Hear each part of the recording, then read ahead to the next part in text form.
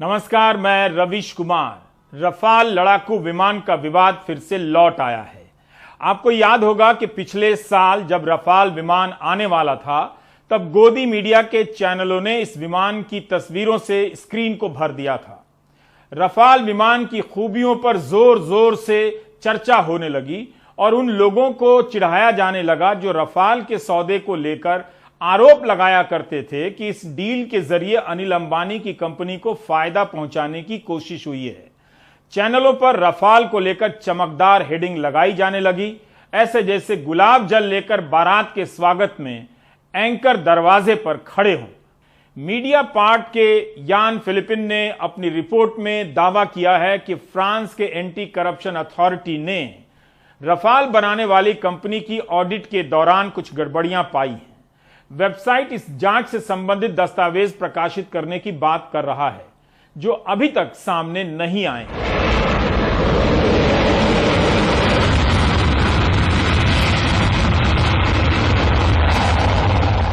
French anti corruption authority AFA ने Rafale बनाने वाली कंपनी दसॉ की ऑडिट के दौरान पाया कि इस सौदे के लिए 1 मिलियन यूरो की पेमेंट उस व्यक्ति को दी गई जिसकी जांच भारत सरकार किसी दूसरे मामले में कर रही है। इसी बिचौलिए को करीब 8.5 करोड़ से अधिक के पेमेंट होने का दावा किया जा रहा है। मीडिया पार्ट का दावा है कि भले ही भारत और फ्रांस की सरकारों ने इन मामलों को दबा दिया, लेकिन अनगिनत पन्नों की पड़ताल से पता चलता है कि करप्शन हुआ था। 23 सितंबर 2016 को रफाल डील पूरी हो जाने के बाद दसॉ ने यह रकम एक भारतीय सब कॉन्ट्रैक्टर डेप्सिस सॉल्यूशंस को देने का वादा किया था। दसॉ ने कहा था कि यह रकम रफाल जेट के 50 बड़े डुप्लीकेट मॉडल बनाने के लिए दिए गए थे। दसॉ इस बात का प्रमाण नहीं दे सकी है कि ये मॉडल बनाए भी गए या नहीं, यानी पैसा दे दिया गया और जहाज का पता नहीं, हवाई जहाज ही हवा मिठाई हो गया। जिस रकम को डेप्सिस सॉल्यूशंस को दिया गया है उसे दसॉ ने गिफ्ट्स टू क्लाइंट की हेडिंग में लिखा हुआ है। दसॉ ने जवाब में एक बिल पेश किया जिसके मुताबिक डेप्सिस को 50 डमी मॉडल बनाने के लिए 1 मिलियन यूरो का 50% दिया गया था। हर मॉडल की कीमत 20,000 यूरो से ज्यादा थी, मगर इसे तोहफे के तौर पर एंट्री में क्यों डाला गया, इसका कोई ब्यौरा नहीं दिया गया है।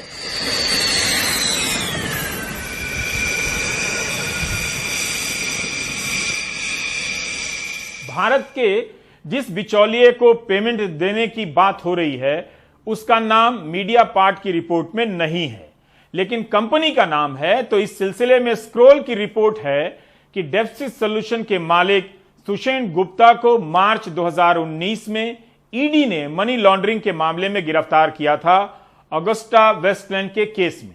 बाद में उन्हें जमानत मिल गई। इसे लेकर कांग्रेस फिर से हमलावर हो गई है। 2019 के चुनाव में रफाल सौदे में दलाली का मुद्दा खूब उठा था। कांग्रेस के रणदीप सुरजेवाला ने कहा है कि 60,000 करोड़ के रक्षा घोटाले की कलई फिर से खुल गई है। क्या प्रधानमंत्री अब जवाब देंगे? प्रधानमंत्री जी तो कहते थे ये गवर्नमेंट टू गवर्नमेंट कॉन्ट्रैक्ट है, तो गवर्नमेंट टू गवर्नमेंट कॉन्ट्रैक्ट में कमीशन खोरी और बिचौलिए कैसे हो सकते हैं? और भारत में स्टेटेड पॉलिसी है, no middleman, no commission in defence deals. और अगर कोई ऐसा करेगा तो उस पर कार्रवाई होगी, कंपनी का कॉन्ट्रैक्ट कैंसिल होगा, कंपनी ब्लैकलिस्ट होगी। क्या अब देश के सबसे बड़े रक्षा सौदे में कमीशनखोरी और बिचौलियों की मौजूदगी और रिश्वतखोरी के इल्जामात की पूरी निष्पक्ष जांच नहीं होनी चाहिए?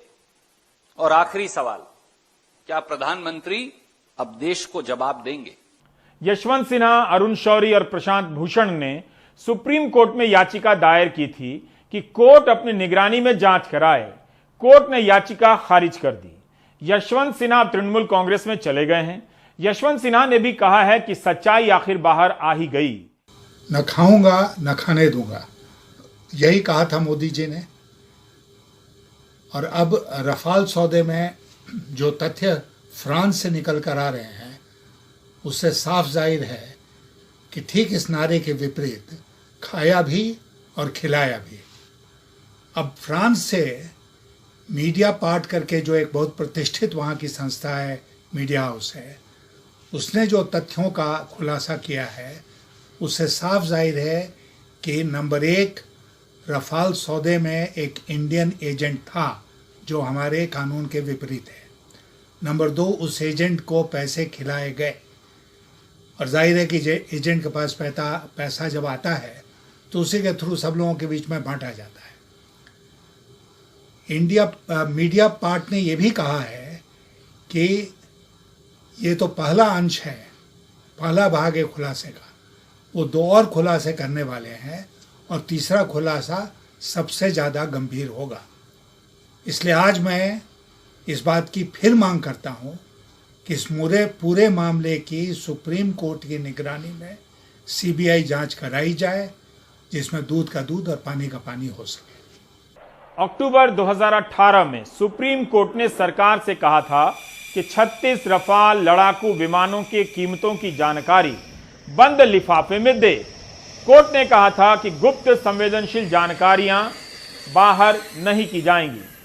तब के चीफ जस्टिस और आज के राज्यसभा सदस्य रंजन गोगोई की बेंच इस मामले को सुन रही थी। सरकार ने पहले कहा था कि वह कीमतों की जानकारी नहीं देगी, लेकिन बाद में कोर्ट को बंद लिफाफे में यह जानकारी देने के लिए तैयार हो गई। कोर्ट ने सुना और इसके बाद याचिका खारिज कर दी। सीबीआई डायरेक्टर को एक डिटेल्ड कंप्लेंट दी थी कि भाई इसमें इन्वेस्टिगेशन करिए, एफआईआर रजिस्टर करिए। उस समय जब आलोक वर्मा उस फाइल को देख रहे थे सीबीआई के डायरेक्टर, उसी समय रातों रात उनको निकाल दिया गया और रातों रात एक नए डायरेक्टर को बना दिया गया। उसके बाद आलोक वर्मा को सीबीआई में वापस आने नहीं दिया गया।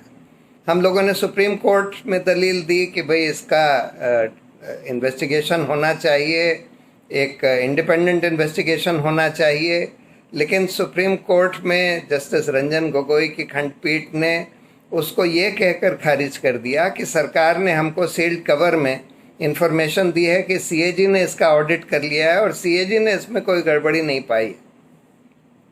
तब तक असलियत ये थी कि सीएजी की कोई रिपोर्ट ना तो आई थी, ना ही उसमें यह कह दिया गया फैसले में कि सरकार ने बताया है कि सीएजी की रिपोर्ट आ गई है, उसको पार्लियामेंट के पटल पर पेश कर दिया गया है, उसको सार्वजनिक भी कर दिया गया है, जबकि वो रिपोर्ट आई भी नहीं थी। और उसमें यह भी लिख दिया गया कि उसमें से प्राइसिंग डिटेल्स उड़ा दिए गए हैं, जबकि आज तक रक्षा सौदे में कभी भी सीएजी ने प्राइसिंग डिटेल्स नहीं उड़ाए।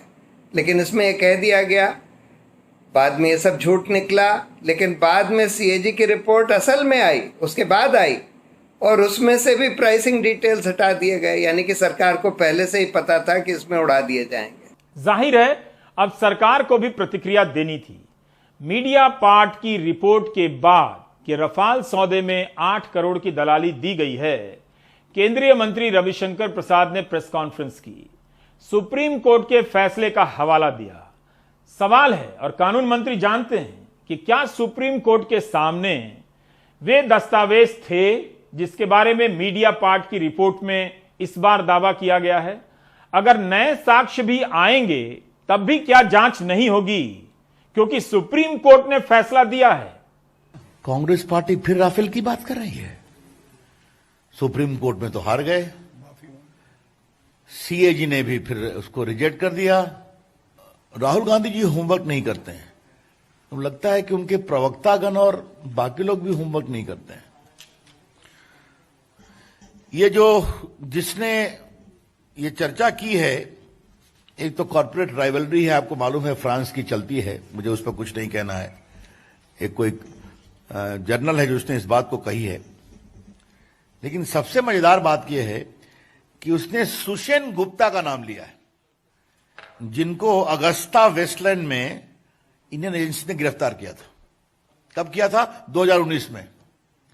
तो हमारी सरकार के समय गिरफ्तार हुए हैं।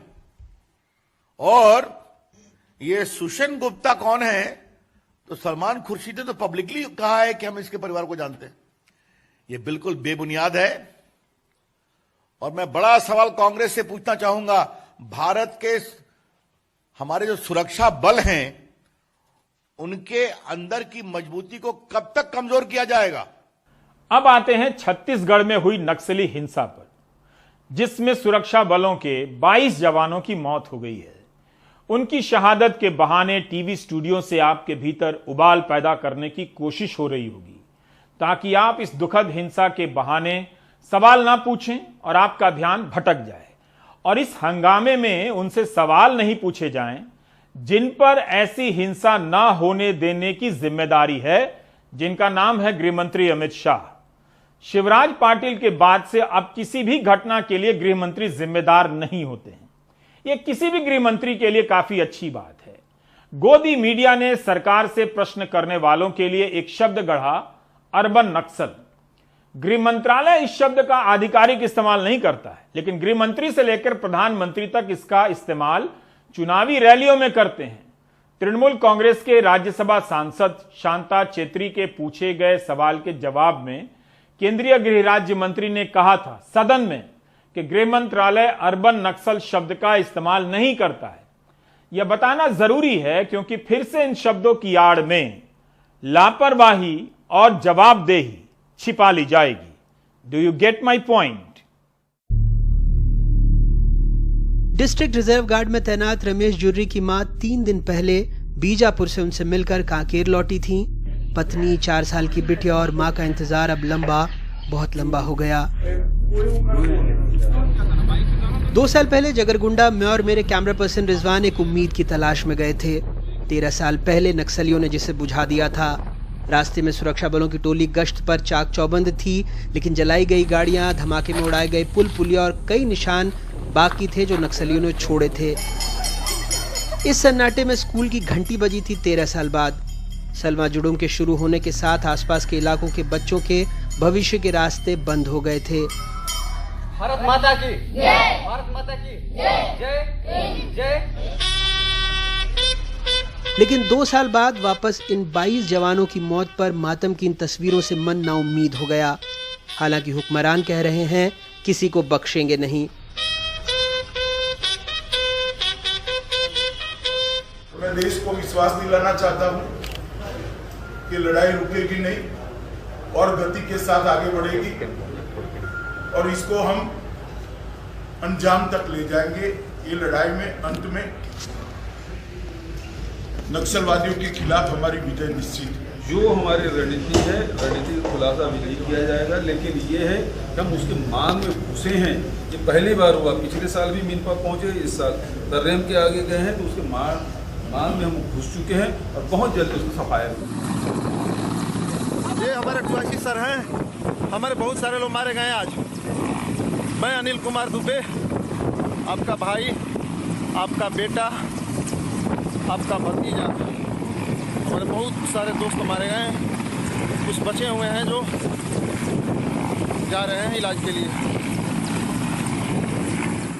आपका भाई। लेकिन इन 2 सालों में कुछ तो ऐसा हुआ होगा जिसकी वजह से इस जवान को गुहार लगानी पड़ी। हमारे बहुत सारे दोस्त मारे गए हैं। कुछ बचे हुए हैं जो जा रहे हैं इलाज के लिए।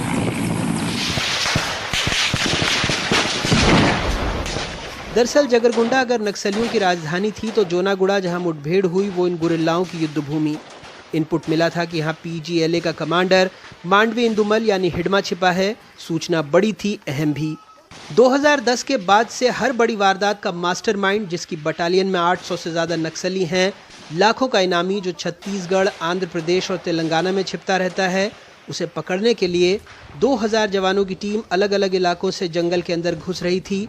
नक्सलियों को शायद जवानों के आने का अंदाजा था, इसलिए शुरुआत में उन्होंने जवानों को अंदर तक आने दिया।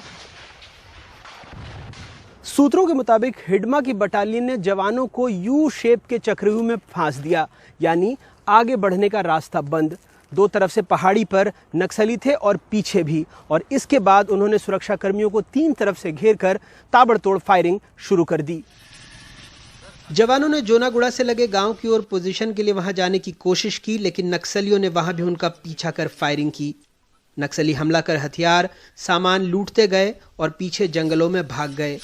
ऐसा जानकारी में आ रहा है कि वेपर उनके द्वारा रॉकेट लॉन्चर भी यूज़ किया गया है और हैंड ग्रेनेड भी यूज़ किए गए हैं और जो गन शॉट इंजरीज भी काफ़ी हैं। सरकार का कहना है कि हमले में नक्सलियों को भी बहुत नुकसान हुआ है। वो ट्रैक्टरों में भरकर अपने साथियों के शव को ले गए हैं। नक्सलियों को भी भारी नुकसान हुआ है।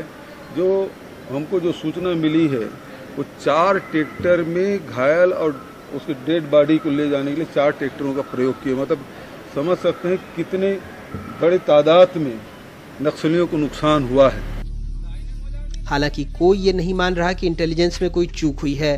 कांग्रेस नेता राहुल गांधी ने भी ट्वीट किया है, कहा है 1 और 1 के अनुपात में मौत का मतलब है पूरा ऑपरेशन गलत और अक्षम था, लेकिन सुरक्षा बलों को लगता है नक्सलियों के पास पूरी जानकारी थी। 400 के आसपास में थे। जो बाकी पार्टियां पीछे लगी हुई थी, हमसे दूर दूर थी। हम लोग जो थे वो करीब 400 के आसपास में थे। और जब हम लोग बताया ना कि उनको सारी खबर हमारी सारी खबर मिल रही थी उनको हर तरीके से। जो उनकी सिविल टीम जो रेकी करती है, जो गांव वाले थे या जो महिलाएं थी, वो सारी हमारी जहाँ भी जो भी लोकेशंस थी वो सब अपने तरीके से रिवील कर रहे थे जो है। तो और उन्होंने उस हिसाब से उन्हें पोजीशन ले रखा था पहले से ही। उनको पता था कि हाँ हम गए हुए हैं और हम आएंगे। 10 दिन के अंदर ही बस्तर में नक्सलियों ने दूसरी बड़ी वारदात को अंजाम दिया है। नक्सलियों ने अक्सर बड़े हमले फरवरी से जून के बीच में ही किए हैं। ये वो वक्त होता है जब जंगल में पेड़ों के पत्ते झड़ जाते हैं, दूर तक देखना आसान होता है और नए काडर को रिक्रूट करते हैं, वो ट्रेन करते हैं, जिसे TCOC यानी टेक्टिकल काउंटर ऑफेंसिव कैंपेन कहा जाता है। अब हमें ये नहीं पता कि चूक हुई नहीं हुई, SOP का पालन हुआ नहीं हुआ, जवानों ने पहाड़ी रास्ता क्यों नहीं लिया, ये सब तो सवाल हैं जिसके जवाब बाद में मिलेंगे। लेकिन इतना तय है कि जो 22 नाम फहरिस्त में चले गए हैं वो अब कभी लौट कर नहीं आएंगे। बीजापुर से विकास, रायपुर से सोमेश और भोपाल से कैमरा पर्सन रिजवान खान के साथ अनुराग द्वारी, NDTV इंडिया। सोचिए, 3 तरफ से नक्सली सुरक्षा बलों को घेर लेते हैं। यह किसका फैसला था और किस स्तर पर रणनीति बनी थी? क्या गृह मंत्री को इसकी जानकारी थी? द हिंदू में विजेता सिंह की रिपोर्ट में गृह मंत्रालय के वरिष्ठ सुरक्षा सलाहकार के विजय कुमार का बयान छपा है। इस बयान को आप ध्यान से पढ़िए। पता ही नहीं चलेगा कि हमारी कोई रणनीति है। ऐसा लगेगा कि यह पता था कि माओवादी घात लगाकर बैठे हैं और हमारे सुरक्षा बलों को उनकी जाल में फंसने के लिए धकेल दिया गया। हिंदू में के विजय कुमार ने कहा है, और ये उन्हीं के शब्द हैं, कि 2 हफ्ते से माओवादी घात लगाकर बैठे थे। उनके बीच चूहा बिल्ली का खेल चल रहा था। माओवादी सिलेगर जागरगुंडा की सड़क के निर्माण को रोकना चाहते थे। एक रणनीति के तहत सुरक्षा बलों को हटा लिया गया था और नक्सलियों का इंतजार किया जा रहा था। विजय कुमार कहते हैं कि चूहा बिल्ली का खेल चल रहा था। इसका मतलब सब पता था कि क्या हो रहा है। 2 हफ्ते से जब यह चूहा बिल्ली का खेल चल रहा था तो रणनीति बनाने वाले लोग इतने शानदार क्यों निकले कि हमारे ही जवान जाकर फंस गए? हिडमा के छिपे होने की सूचना का आधार क्या था? क्या वो इतनी सही सूचना थी, सटीक सूचना थी कि हजारों जवानों को उसमें झोंक दिया गया? इसी इंटरव्यू में गृह मंत्रालय के सुरक्षा सलाहकार विजय कुमार हिंदू अखबार से कहते हैं कि हाल ही में दक्षिण बस्तर के लिए 5000 केंद्रीय बलों की मंजूरी दी गई है। 2 साल से यह प्रस्ताव अटका पड़ा था। छत्तीसगढ़ के मुख्यमंत्री बघेल और गृह मंत्री के हस्तक्षेप से मंजूरी मिली है। कितनी अच्छी बात है। विजय कुमार ही बता रहे हैं कि दक्षिण बस्तर के लिए 5000 केंद्रीय बल चाहिए और 2 साल से यह प्रस्ताव अटका हुआ था। क्या इन 2 साल में गृह मंत्री को पता ही नहीं चला कि धीरे धीरे काम हो रहा है? क्या यही हमारी तत्परता है, काम करने की रफ्तार है? पिछले साल फरवरी में लोकसभा में गृह राज्य मंत्री ने एक सवाल के जवाब में कहा था कि 2017 में माओवादी हिंसा की 908 घटनाएं हुई, जिनमें सुरक्षा बलों के 75 जवान मारे गए। 2018 में माओवादी हिंसा की 833 घटनाएं हुई, जिनमें सुरक्षा बलों के 67 जवान मारे गए। 2019 में माओवादी हिंसा की 677 घटनाएं हुई, सुरक्षा बलों के 52 जवान मारे गए। कई बार केवल संख्या से साबित नहीं होता कि नक्सली हिंसा को काबू करने में कामयाबी मिल रही है या गिरावट आ रही है। हिंसा की 900 घटनाएं भी कम नहीं है और 677 घटनाएं भी कम नहीं है। आप इस मंजर को कैसे बयां करेंगे कि हजारों सुरक्षा बलों को नक्सली तीन तरफ से घेर लेते हैं, ऊंची पहाड़ी पर तैनात हैं और गोली चलाते हैं और उनके हथियार लूट ले जाते हैं और मार देते हैं? क्या आप कह सकेंगे कि नक्सली कहीं से भी कमजोर हुए हैं? 3 फरवरी 2020 की एक रिपोर्ट है जो इंडियन एक्सप्रेस में छपी है। रिपोर्टर श्रीनाथ राव ने लिखा है कि महाराष्ट्र में भले ही राज्य में नक्सली हमले में कमी आई है, लेकिन निजी संपत्तियों को नुकसान पहुंचाने के मामले में तेजी आई है। इस फर्क को समझिए। गढ़चिरौली, गोंदिया, चंद्रपुर में पिछले 3 साल में नक्सलियों ने काफी नुकसान पहुंचाया है। 2017 में 20 लाख की संपत्ति को नुकसान पहुंचाया गया, जबकि 2019 में यह राशि 8 करोड़ 90 लाख की हो गई। महाराष्ट्र पुलिस के ये आंकड़े हैं।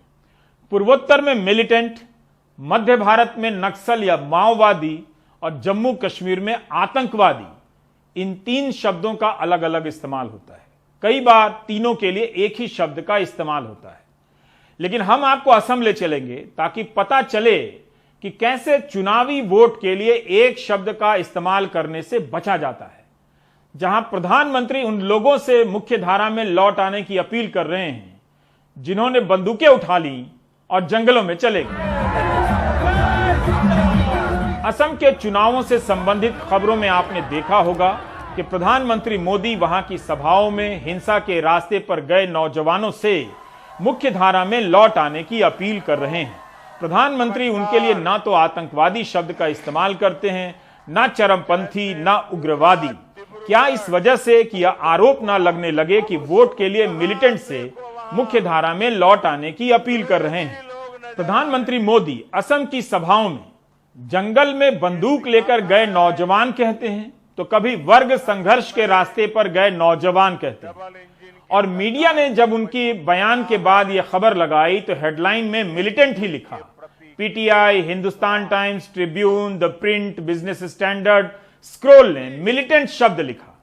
अच्छी बात है कि चुनावी सभाओं में प्रधानमंत्री मिलिटेंट से लौट आने की अपील कर रहे हैं, लेकिन इस मिलिटेंट शब्द का इस्तेमाल नहीं करते। इसी की अनुपस्थिति अखरने लग जाती है। गृह मंत्री Amit Shah India today channel से एक इंटरव्यू में कहते हैं कि बंगाल नॉर्थ ईस्ट का प्रवेश द्वार है। ध्यान से सुनिए, इससे देश की सीमाएं लगी हैं। अगर बीजेपी बंगाल में सरकार नहीं बनाएगी तो देश की सुरक्षा को खतरा होगा। इस बयान से ऐसा लगेगा पहली नजर में कि उग्रवाद की समस्या हर जगह बंगाल के कारण है और वहां बीजेपी नहीं है इसलिए, और उसे दूर करने के लिए बीजेपी का बंगाल में सरकार बनाना जरूरी है। क्या असम में मिलिटेंसी की समस्या बंगाल के कारण है? वैसे सीमा से घुसपैठ रोकने का काम तो सेना और गृह मंत्रालय का है। पूछा जाना चाहिए कि क्या केंद्रीय बलों की यह हालत हो गई है कि उनके रहते राज्य सरकार घुसपैठ करा रही है, मगर पूछा नहीं जाता है। आखिर केंद्र सरकार के हस्तक्षेप से मिजोरम को म्यांमार से आ रहे शरणार्थियों को शरण देने में पीछे हटना पड़ा उस फैसले से, जबकि मिजोरम उन्हें शरण देना चाहता है। क्या आप समझ पा रहे हैं? सुनिए प्रधानमंत्री के इस भाषण को। इसी 3 अप्रैल का भाषण है जिसका जिक्र हम कर रहे हैं। जिन्होंने अपने जीवन के अनेक वर्ष संघर्ष में बिता दिए, मुख्य धारा में वापसी के बाद उनका साथ देना हम सभी की जिम्मेदारी है। जो अभी भी किसी कारणवश नहीं लौट पाए हैं, उनसे भी मेरा आग्रह है कि असम के बेहतरीन भविष्य के लिए, आपके स्वयं के बेहतरीन भविष्य के लिए हिंसा का मार्ग छोड़िए। आत्मनिर्भर असम के संकल्प की सिद्धि के लिए आपकी भी जरूरत है। वैसे तो यह सही तरीका है, लेकिन असम में आप यह नहीं कहते कि हिंसा करने वालों को छोड़ा नहीं जाएगा, कोई छिप नहीं पाएगा, कोई बच नहीं पाएगा। प्रधानमंत्री मोदी इसी असम में पिछले साल नक्सलियों से भी मुख्य धारा में लौटने की अपील कर रहे थे। और मैं नॉर्थ ईस्ट में नक्सल इलाके में, जम्मू कश्मीर में अभी भी जिनका बंदूक में, बम में, पिस्तौल में भरोसा है, उनको मैं कहता हूं, आइए मेरे बोडो के नौजवानों से कुछ सीखिए, मेरे बोडो के नौजवानों से प्रेरणा लीजिए, लौट आइए, वापस लौट आइए, मुख्य धारा में आइए, जीवन जी करके जिंदगी का जश्न मनाइए। यह बताने का मकसद यही है कि किस तरह नक्सली समस्या और आतंकवाद को लेकर हिंदी प्रदेशों को भरमाया जाता है। जम्मू कश्मीर के आतंकवाद को आतंकवाद से ज्यादा अल्पसंख्यक समुदाय के खिलाफ बहुसंख्यक समुदायों को भड़काने और उनका ध्रुवीकरण करने के लिए किया जाता है। उसी तरह नक्सल के नाम पर अर्बन नक्सल का इस्तेमाल आपके दिल में बुद्धिजीवियों के प्रति नफरत भरने के लिए किया जाता है। लेकिन पूर्वोत्तर की हिंसा और मिलिटेंसी को इसलिए छोड़ दिया जाता है क्योंकि इसके जिक्र से हिंदी प्रदेशों के नेताओं और श्रोताओं में जुनून पैदा नहीं होता है। लेकिन आपने देखा कि प्रधानमंत्री असम में उग्रवादी, आतंकवादी, नक्सल तीनों से हथियार डालने की अपील कर रहे हैं, जीवन में लौट आने की अपील कर रहे हैं। कौन जवाब देगा कि पीएम की पिछले साल की इस अपील के बाद क्या नक्सलियों को मुख्य धारा में लाने के लिए किसी तरह की कोशिश हुई? बातचीत की कोई नीति बनी है सरकार की? आज आप इतना भर कह दें टीवी डिबेट में कि नक्सली समस्या को दूर करने के लिए सरकार को बातचीत करनी चाहिए, तो गोदी मीडिया के एंकर हंगामा करने लगेंगे, झाग निकल आएगा उनके मुंह से। क्या बोडो मिलिटेंसी के कारण हमारे सुरक्षा बल और नौजवान नहीं मारे गए? हजारों की संख्या में। मगर असम में वोट लेना है तो इनसे वापसी की अपील की जाती है। मेरी राय में तो यह अपील कभी भी की जाए अच्छी है। यह खबर 14 मार्च 2021 के इकोनॉमिक टाइम्स में और दूसरी जगहों पर भी छपी है। बोडोलैंड के पुलिस चीफ LR बिश्नोई कहते हैं कि आत्मसमर्पण करने वाला मिलिटेंट का एक दल वापस जंगलों में लौट गया है। नेशनल डेमोक्रेटिक फ्रंट बोडोलैंड के M बाथा और उसके 30 साथी जंगल में लौट गए हैं। इनमें से कुछ समर्पण करने वाले हैं तो कुछ नए नौजवान भी हैं। उनके पास अत्याधुनिक हथियार हैं। बाथा का संगठन national liberation front of Bodoland अलग बोडो राज्य की मांग करता है। इसी 30 मार्च का असम के अतिरिक्त पुलिस महानिदेशक और बोडोलैंड के पुलिस चीफ का एक और बयान छपा मिला कि प्रधानमंत्री 1 अप्रैल को कोकराझार आ रहे हैं, वहां दौरा है। इस कारण जिले में सुरक्षा कड़ी कर दी गई है। मिलिटेंट का एक ग्रुप कुछ बड़ा करने की योजना बना रहा है। इस सिलसिले में पुलिस ने सर्च भी किया है और 3 AK-56 राइफलें बरामद की। क्या इसे लेकर गोदी मीडिया का एंकर चीखने लगेगा कि ऐसे लोगों की वापसी के लिए अपीलें की जा रही हैं जो प्रधानमंत्री की सुरक्षा के लिए चुनौती हैं? इनका जवाब गोलियों से दिया जाना चाहिए, जैसे नक्सली मामलों में डिबेट के दौरान ये एंकर करते हैं। बोडो लोगों की बात सुननी पड़ेगी, चुनाव के दौरान भी और चुनाव के बाद भी, जैसा कि प्रधानमंत्री इस भाषण में कह रहे हैं।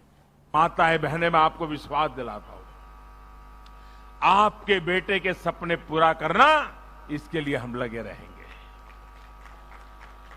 आपके बेटों को अब बंदूक न उठानी पड़े, आपके बच्चों को जंगलों में जिंदगी न गुजारनी पड़े, आपके बच्चों को किसी गोली का शिकार न होना पड़े, इसके लिए एनडीए सरकार प्रतिबद्ध है। आपके आशीर्वाद की ताकत से ये होके रहने वाला है। माताएं बहनें, इस तरह के बयान में वैसे कोई बुराई नहीं है, लेकिन हिंसा को दूर करने के तमाम रास्तों में बातचीत और समर्पण का रास्ता जब भी टीवी के डिबेट में पहुंचता है, खासकर हिंदी प्रदेशों के दर्शकों के बीच, उसका रूप कुछ और दे दिया जाता है। नक्सली हिंसा हो या पूर्वोत्तर की उग्रवादी हिंसा या जम्मू कश्मीर का आतंकवाद, इसके नाम पर अलग अलग तरीके से चुनावी शोर पैदा किए जाते हैं। नोटबंदी जैसे बोगस फैसले से इनके खात्मे का ऐलान कर दिया गया था, आपको याद है, मगर कुछ भी खत्म नहीं हुआ है। बाकी ब्रेक के बाद।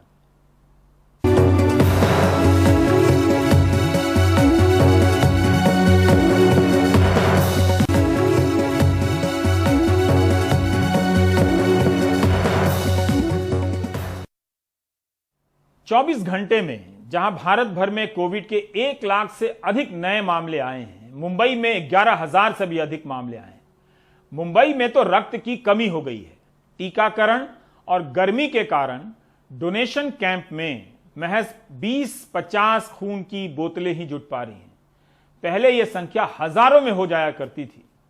खून की तलाश में मरीज अब रक्तदान शिविरों में पहुंचने लगे हैं कि वहां ब्लड है या नहीं। पूजा भारद्वाज की रिपोर्ट।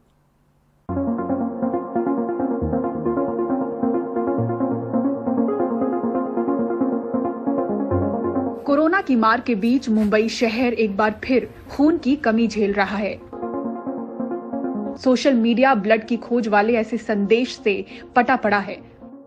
ब्लड डोनेशन कैंप में जहां हजारों बोतलें खून डोनेट हो जाया करती थीं, अब 20 से 50 बोतलें ही जुट पा रही हैं। कोविड के डर, वैक्सीनेशन जैसे कई कारण हैं। सब ब्लड ग्रुप की कमी है। रिपीट वही है कि सबसे मेन बाहर गर्मी बहुत है। सेकंड सबसे मेन है तो वैक्सीनेशन चालू है। वैक्सीनेशन देने के बाद 28 दिन ब्लड डोनेट नहीं कर सकते। बहुत से लोगों की कि जैसा अभी दिन ब दिन थैलेसीमिया के पेशेंट है, सिकल सेल के पेशेंट है, जो बच्चे हैं उनको ब्लड लगता है। ब्लड की हमेशा रिक्वायरमेंट कंप्लीट होने के लिए हमेशा मुंबई में ब्लड डोनेशन कैंप्स होते रहते हैं, लेकिन ये वैक्सीनेशन या कोविड की वजह से बहुत से लोग आगे आके खुल के डोनेट नहीं कर पा रहे। अस्पतालों में ब्लड की कमी को देखते हुए मुंबई के भिंडी बाजार में जायंट ग्रुप ने ब्लड कैंप लगाया, जहां अपने बच्चे के लिए ब्लड की उम्मीद में अजीजा भी पहुंची। मेरा लड़का 18 साल का है, जो कि एक थैलेसीमिया मेजर पेशेंट है, जिसको हर 15 दिन में हमें ब्लड देना पड़ता है। और अभी सेकेंड पैंडेमिक वेव आने की वजह से हमको ब्लड की बहुत दिक्कत हो रही है। तो मेरे बच्चे जैसे और भी हमारे रेड क्रॉस सोसाइटी में और बहुत सारे बच्चे हैं जिनको ब्लड नहीं मिल पा रहा है। तो मैं ये रिक्वेस्ट कर रही हूँ सभी सिटीजन से कि प्लीज ब्लड डोनेट करें। इम्तियाज भी बताते हैं कि अपनी मां के लिए 4 दिन भटकने के बाद ओ पॉजिटिव ब्लड मिल सका।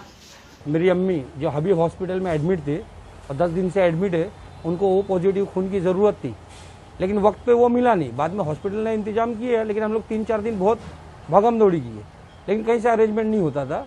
तो हबीब हॉस्पिटल ने कहीं से अरेंजमेंट किया 4-5 दिन की वजह। तो वैसे भी बॉम्बे में खून की बहुत कमी है। महाराष्ट्र के स्वास्थ्य मंत्री की अपील के अलावा महाराष्ट्र सरकार में मंत्री जितेंद्र आव्हाड ने भी हाल में ही रक्तदान कर लोगों से सोशल मीडिया पर ब्लड डोनेट करने के लिए गुजारिश की है। बढ़ते मामलों के साथ अब बीते साल की तकलीफें भी लौटने लगी हैं। मुंबई से पूजा भारद्वाज की रिपोर्ट, एनडीटीवी इंडिया के लिए।